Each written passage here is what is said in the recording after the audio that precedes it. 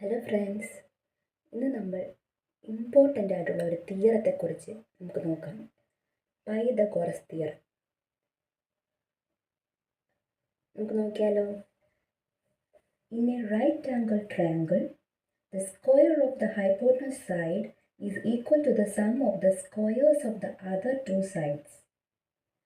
എന്താണ് തിയറം പറയുന്നത് നമുക്ക് നോക്കാം. ഒരു റൈറ്റ് ആംഗിൾ ട്രയാങ്കിളിലെ ഹൈപ്പോട്ടനസ് സ്ക്വയർ എന്ന് പറയുന്നത് അതർ ടു സൈഡ്സിൻ്റെ സ്ക്വയറിൻ്റെ തുകയ്ക്ക് തുല്യമാണ് എന്നാണ് ഈ ഒരു തിയറം പറയുന്നത്. എന്താണ്? ഒരു റൈറ്റ് ആംഗിൾ ട്രയാങ്കിൾ കണ്ടില്ലേ, ചിത്രത്തിൽ കണ്ടില്ലേ, ഒരു റൈറ്റ് ആംഗിൾ ട്രയാങ്കിൾ.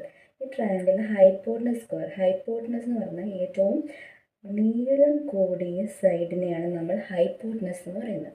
ഈ ഹൈപ്പോട്ടനസ് സൈഡിൻ്റെ സ്ക്വയർ എന്ന് പറയുന്നത് ഈ മറ്റ് രണ്ട് സൈഡായ ഇവിടെ എ പി എന്ന് മാർക്ക് ചെയ്തിട്ടുണ്ട്. ഈ രണ്ട് സൈഡിൻ്റെ സ്ക്വയറിൻ്റെ സമ്മിന് തുല്യമാണ് എന്നാണ് ഇവിടെ പറയുന്നത്.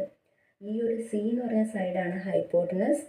എ എന്ന് പറയുന്ന സൈഡിന് നമ്മൾ കൊടുക്കുന്ന പേരാണ് പെർപെൻഡിക്കുലർ. ബി എന്ന് പറഞ്ഞ സൈഡിന് നമ്മൾ കൊടുക്കുന്ന പേരാണ് ബേസ്. അപ്പോൾ ഈ തിയറം നമുക്ക് എങ്ങനെ എഴുതാം? C square is equal to A square plus B square, where C is the hypotenuse and A is the perpendicular and B is the base. നമുക്ക് ഇക്വേഷൻ എങ്ങനെ എഴുതാം? Hypotenuse square is equal to perpendicular square plus base square. Okay, അപ്പോൾ Pythagoras theorem എന്താണ്? Hypotenuse square is equal to perpendicular square plus base square. Okay.